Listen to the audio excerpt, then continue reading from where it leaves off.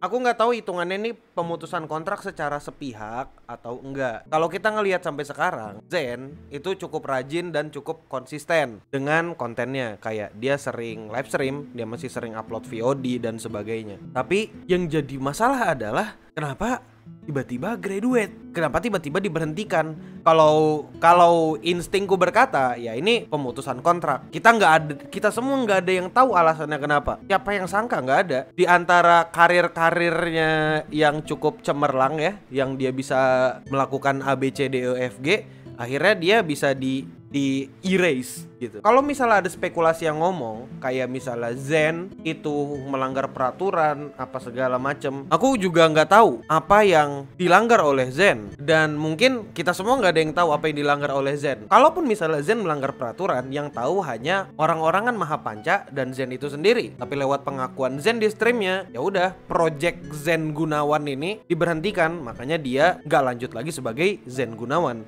Di sini udah jelas bukan Zen yang ingin berhenti atau memutuskan kontraknya, tapi Mahapanca, Mahalima yang memutuskan kontraknya Zen. Itu spekulasi pertama ya, entah Zen melanggar peraturan copyright dan apapun itu. Yang beb. Oke, sedangkan di sini kalau kau bisa lihat Lumi aktivitas terakhirnya 8 bulan lalu dan dia bikin VOD 1 tahun lalu. Wow, what a great employee. Ini asumsi kedua. Kalian yang bekerja di sini pernah dengar kata marketing nggak? Pernah dengar kata branding nggak? Kalau pernah dengar ketik satu. Kau bisa ngelihat dari Zen Gunawan. Kau bisa ngelihat dari bagaimana desain dan modelnya Zen Gunawan di sini. Zen Gunawan modelnya itu Indonesia banget, bahkan mengambil kultur Indonesia. Pertama, kemungkinan besar Zen itu mau di marketing sebagai orang Indonesia, di brand sebagai orang yang Indonesia, yang Indonesiana banget. Tapi sayangnya dia tidak bisa mencapai brand yang Indonesiana itu, yang mencakup brand-brand Indonesiana. I hope you know what I mean. Tapi bisa jadi target itu nggak kepenuhin. Karena iya, Zen seharusnya menjadi Indonesia, tapi tidak begitu menggambarkan kultur Indonesia. Maksudnya kultur Indonesia di sini kultur yang tradisional ya, bukan yang beneran, bukan kultur meme dan sebagainya. Itu kenapa Project Zen kan kita bentuk untuk Indonesiana gitu, tapi tidak tercapai. Ya udah, bisa jadi kan karena awalnya dia mau di branding Indonesiana, tapi kita nggak ada yang tahu. Karena yang tahu bagaimana marketingnya, bagaimana brandingnya cuma orang dalam Mahapanca. Yang ketiga, kalian pernah dengar kata KPI nggak? Kalau kalian nggak pernah dengar kata KPI, ketik 2. Jadi KPI itu pada dasarnya adalah Key Performa Indicator, yang artinya itu menilai performa orang ini. Misalnya kayak gini, buat kau yang nggak paham. Misalnya aku karyawan Clean Sound, Akil itu punya KPI bikin video dalam 1 bulan 10. Kalau satu video minimal view-nya 10.000. Kalau di bawah itu berarti Akil gagal. Yang dilakukan adalah memberi surat peringatan atau SP atau apapun namanya. Paham kan? Dan kemungkinan kalian nggak mencapai KPI itu. Tapi kalau PKB harus ada SP atau teguran dulu bang, tidak langsung pemecatan sepihak. Kita nggak tahu kalau itu Zen pernah dapat teguran atau apa, atau mungkin udah dapat evaluasi atau apa. Segala masalah di dunia ini tuh bisa selesai kalau kalian beli baju wibu lokal di bit.ls toko CS, tahu nggak sih? Nih, ini kita masuk yang keempat nih. Jangan ngamuk-ngamuk dulu ya, bapak-bapak, ibu-ibu sekalian ya. Kalau kalian ngamuk, ku lempar ads. Wah, Lumi gak pernah streaming, bla bla bla bla bla gitu. Bisa jadi Luminya udah dipecat duluan. Tapi karena dia nggak se-iconic Zen dan nggak se-impactful Zen, jadi ya udah dia berhenti diem-diem sampai ketemu pengisi suara baru lagi untuk Lumi. Bisa jadi. Kenapa sih Zen digraduatin? Biar tujuannya orang-orang tahu, oh Zen udah berhasil. Ini kemungkinan keempat ya. Oh ini Zen udah berhasil. Ya udah kita kasih dia graduate. Artinya IP Zen udah ketutup, nggak ada yang ngisi lagi. Itu bisa jadi ya. Ada kok beberapa agensi yang mereka gak ngasih tahu kalau ternyata pengisi suaranya udah berbeda gitu loh. Aku nggak mau nyebutkan agensinya karena aku tahu aku bakal kena masalah kalau nyebutkan agensinya. Kok main aman gitu? Lah, ya iyalah.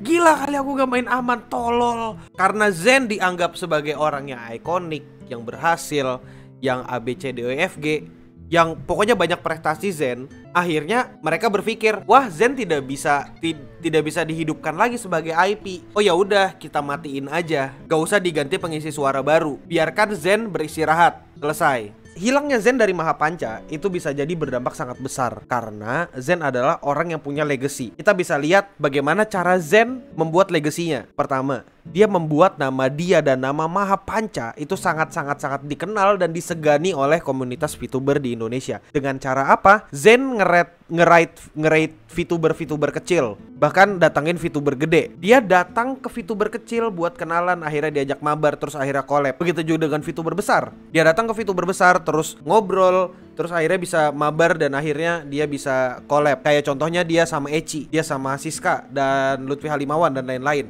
Ibarat kata, Zen itu adalah orang yang nebasin rumput di hutan. Zen itu literally in the real meaning datang ke hutan yang lebat, rumputnya tajam-tajam, dan nebasin hutan. Dia nebasin itu rumput-rumput biar orang lain bisa lewat. Zen bisa mendapatkan banyak koneksi dengan hal yang kayak itu. Kongret 1K, what the fuck. Kita udah tahu. Setelah aku ceritakan tadi, kita sudah tahu seberapa besar legasinya Zen. Dia bisa bikin nama Mahapanca di respect sama orang-orang dan disegani oleh orang-orang. Zen itu adalah bukti bahwa VTuber cowok itu juga bisa sukses. Dan dia membuktikan kalau kok nggak perlu jadi cewek dan jadi hode untuk sukses menjadi VTuber. Itu Zen. Mau sebagus apapun girlfriend material yang dikasih atau boyfriend material yang dikasih, ujung-ujungnya orang nanti bakal bosan. Dan takutnya nggak akan ada regenerasi fans. Yang dilakukan Zen adalah selain dia meregenerasi fans, dia membuat penonton baru datang ke dia. Dengan cara apa? Merakyat. Dia membahas meme, dia nge-reaction meme, dia ngerti dengan kultur apa yang terjadi baru-baru ini. Itu yang dimiliki oleh Zen dan tidak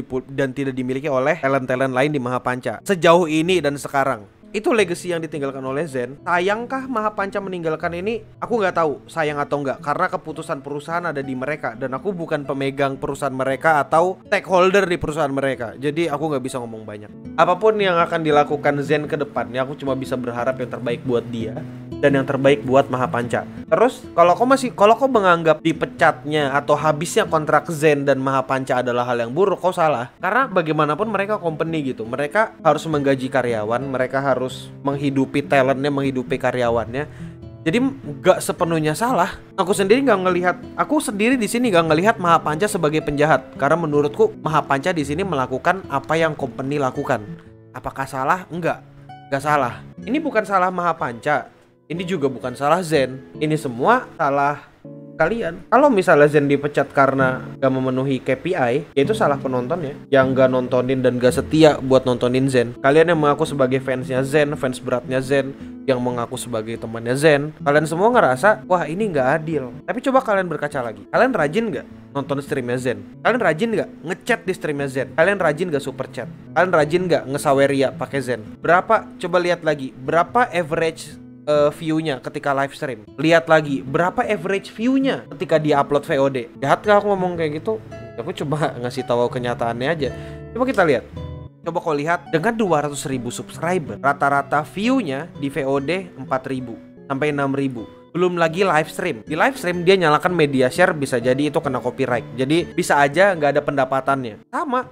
Bahkan ya, kau kita bandingkan sama channelku dah. Bandingkan sama channelku. Kita video. Viewku aja 4.000 di 16.000 subscriber. Ya intinya kita jangan mengantarkan kepergiannya Zen dengan kesedihan. Karena nggak perlu.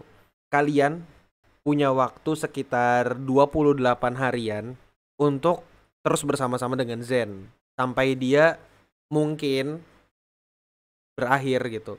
Kalian bisa terima kasih sama Zen lah. Untuk rayakan kelulusan bersama. Setiap pertemuan pasti ada perpisahan. Setiap awal pasti ada akhir. Jadi jangan sedih-sedih amat lah.